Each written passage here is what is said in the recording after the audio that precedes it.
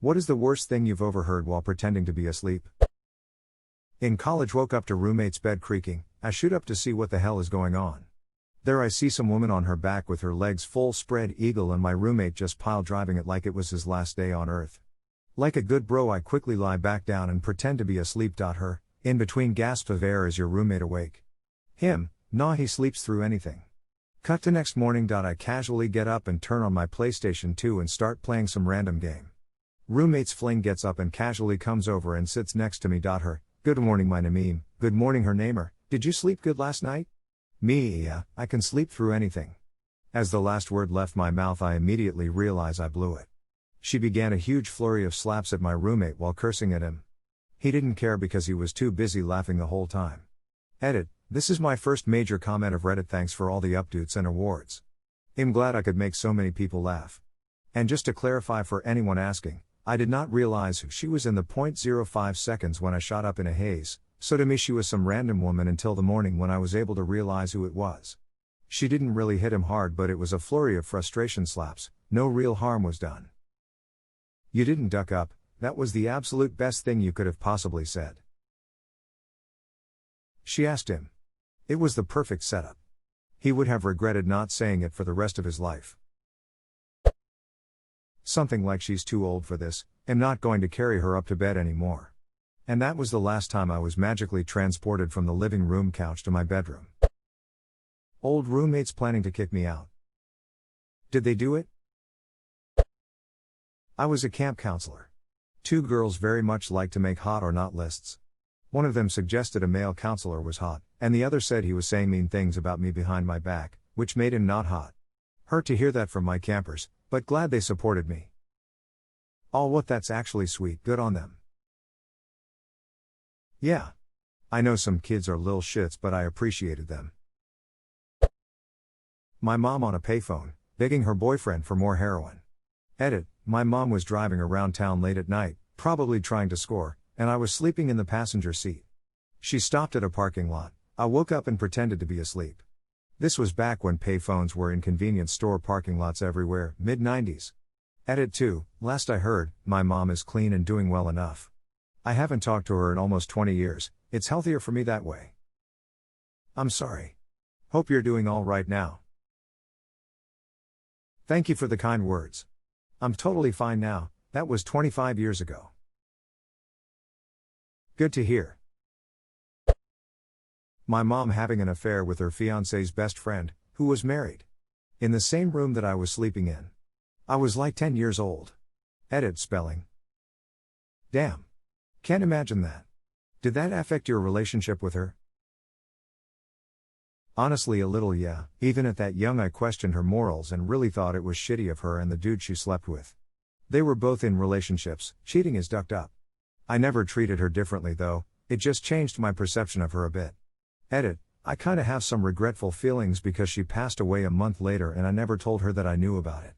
I kinda wish I would've had a chance to talk with her about it and tell her how negatively it impacted my perception of sex and relationships. Edit 2, since a couple people have asked, my mom didn't know she was going to die. I understand the question and it makes sense, but no.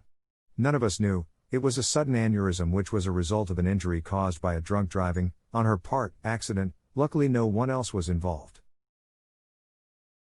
I've been physically abused and experienced some seriously toxic relationships before, but none of it compared to the amount of long-lasting pain and issues I experienced after finding out my best friend and partner were having an affair. That shit is horrific. Edit, thanks for all the kind words, people. Really appreciated. That I was dying with meningitis, but jokes on the doctors, I'm still kicking. You ever live just to flex on the haters? Yeah, did it to the same doctor twice now. Third time lucky. My family were staying at a friend's house and had to share a room. My dad comes to bed hammered and says to my mum something along the lines of, "Does it impress you that I'm this drunk and can still perform?" I actually wanted to die. While reading this gave me bystander desire for death. Glad you made it through that one. No wonder people at school think he's gay, my stepmom. My stepdad thought I was gay from the ages 16 to 19 based on the fact when I got my driver's license I wasn't out 247 chasing tail. I had people at my old job thinking I was a closeted gay because I didn't try to date or get laid with random women. Some people just have low sex drives, you know. But no, it's like there's two sexual orientations: duck everything that moves, and gay. Or standards. The person in the bunk under me beating his dick like it owed him money. It borrowed $20 from me last week. Am I supposed to just let the little guy off? Well, that's seemingly the intention.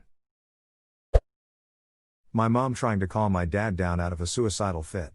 My brother and I had been really bad that day, and when he grounded us, we both told him that we hated him and wanted him to go away. He didn't do anything wrong. My brother and I were just a couple of immature little cunts. I'm pretty sure blackout drunk at this point, which I had never seen and still haven't saw since then, walked into our room that night and I pretended to fall asleep. Then he just started these deep, haunting sobs that I'll probably never forget. He stumbled outside and we could hear him begging my mom to let him die and sobbing, "All I've ever wanted in my entire life was to be a better dad than mine." I was only 11 or so, but it ducking destroyed my heart. I think that's the time I learned that emotional pain can actually physically hurt.